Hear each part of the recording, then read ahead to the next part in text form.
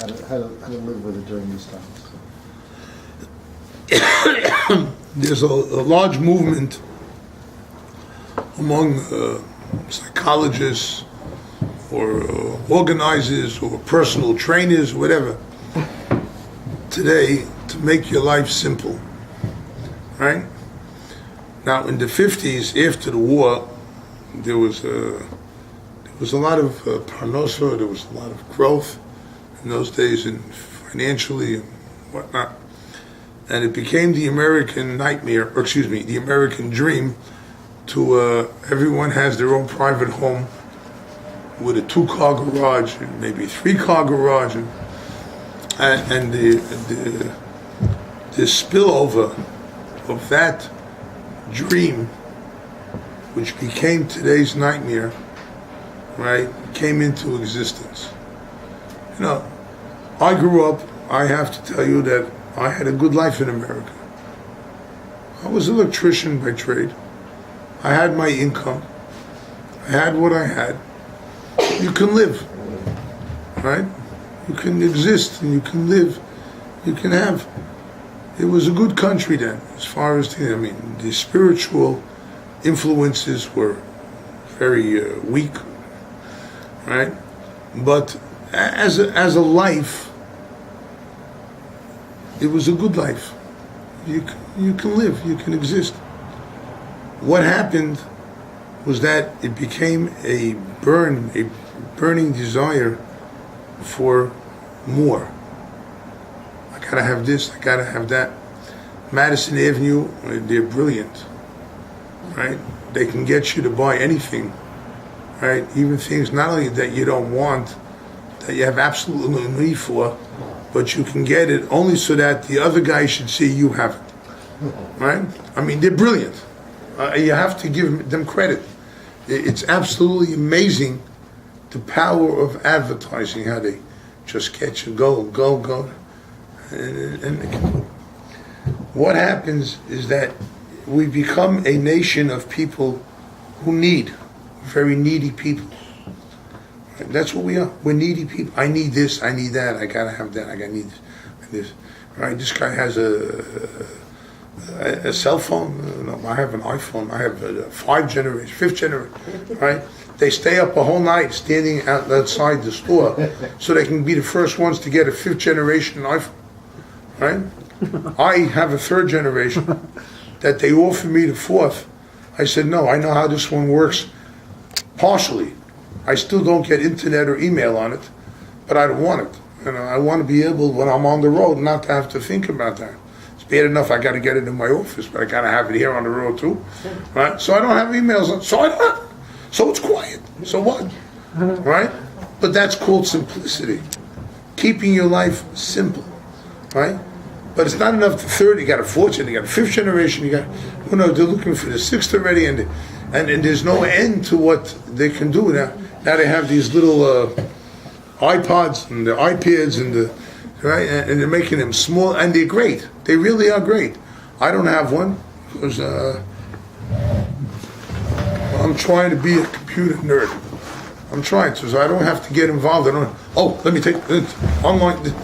I don't need it. Not at my age, right? Maybe kids half my age. Okay, I mean they need it. They do. I mean that's what the world is like today. But I don't need it. I can live without it. So why should I get involved with it? Why should I do it? Right?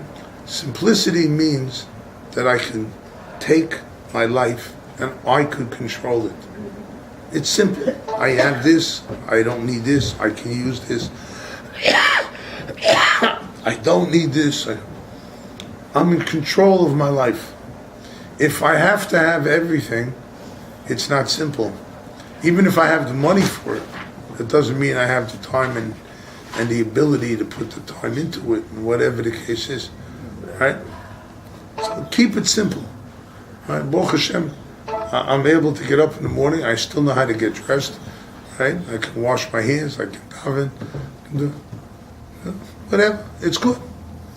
Some people need it for business. Some people don't, right? Depends what you're doing and what you're involved with.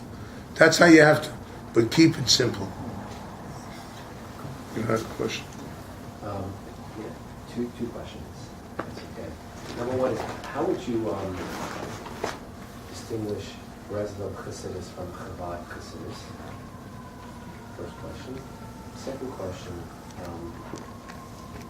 from my limited learning, it does seem like there's so much more material on Chabad Chassidus versus Breslov Chassidus. I mean, aside from the Likutei Moharan, I don't know what's out there. It seems very limited. So if you Okay. could tell me what I'm missing on that. But No. again, to distinguish. Chabad Chasidus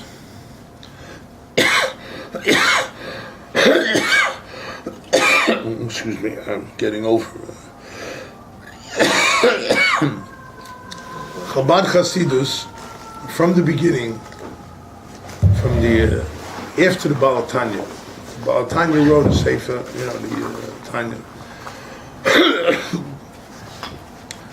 They've concentrated on the Hasidic teachings. Why they call themselves Chabad is Chochmah Bina Das, the intellects, the mentalities of Hasidus. To study the interaction of how the Hasidus works and how it applies to us in certain ways, in certain manners. Right? But that's going into the depth of the Hasidus. Or for that matter, the depths of the Kabbalah. Okay? Rabbi Nachman, Chabad themselves will tell you, Chabad represents the intellect and Breslov represents the heart. Breslov, lev is the heart. Rabbi Nachman speaks, he focuses more on prayer and learning, and the interaction between the two. But when he speaks about the prayer, he's speaking about, the Gemara calls it avodah shebalev, the service of the heart, because it's how your heart is delving into the prayers that makes the prayers effective. If my heart's not in it, so what's the sense of praying? Rabbi Nachman speaks to your heart, to take that imagination, to take your feelings, your mixed emotions, and focus them into turning to Hashem. So not as an intellectual exercise, but rather as a practical application of whatever it is that you're learning. And that's what you'll see a difference between Chabad and Breslov. And that's the very big difference. Rabbi Nachman prescribes the service of Hitbodedut, meaning your own personal prayer to Hashem. Take your own words and speak to Hashem. Speak to Him in whatever language that you feel comfortable. Speak to Him with whatever words you feel comfortable. Tell Him what's on your heart. Tell Him how you're feeling. If you feel good, tell Him I feel good. If you feel rotten, tell Him I feel rotten. Speak to Him, but be honest with Him. And that way you develop the relationship with Hashem so that you can feel that the religion has what to offer. That's the way to do it. What always impressed me about Rabbi Nachman, and I don't know if it's the difference between Chabad and Breslov, but I don't think so. It's not just how my heart feels, or I'm going to tell you how good or bad I am, the emotional part of the heart, but every time I've heard the teachings of the intelligence of the heart, the mind in the heart, that always woke me up and made much more sense than just the emotional I love the emotional outpouring and running into the fields and all of that, but that's more like primal scream. America had primal scream. But the intelligence of the heart, whenever I've done learning about the heart's intellect. So could you say something about that? Well, there's a pasuk in Vayakel, in the end of Exodus, chapter 35. It says, "V'leiv kol chacham leiv," in the heart of every wise heart, I have placed wisdom. Right? It's a verse in Chumash. Right? It tells us that the chokhmah, which is the intellect of a person, really has to reside in the heart. Because the heart, as we said, is the emotions, is the imagination, is the feelings. The intellect has to reside, has to control the heart. It has to. If you have a mind in your heart, you are controlling your heart. You're not following your Yetzer Hara. You're not following the evil inclination because your mind, your intellect is controlling. If you allow that to run free, it runs amok. And then you end up losing that wisdom of your heart. You just end up as a free-thinking person that has no control.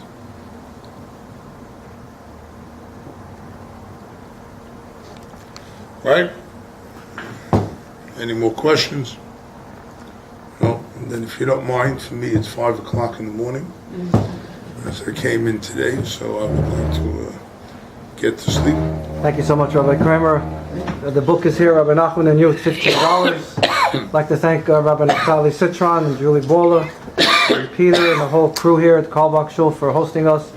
My name is David Schwecki. My website is Exciting Judaism. Every Tuesday night we have different shirim. We have Likutei Moharan learning here about once or twice a month. Thank you so much for coming.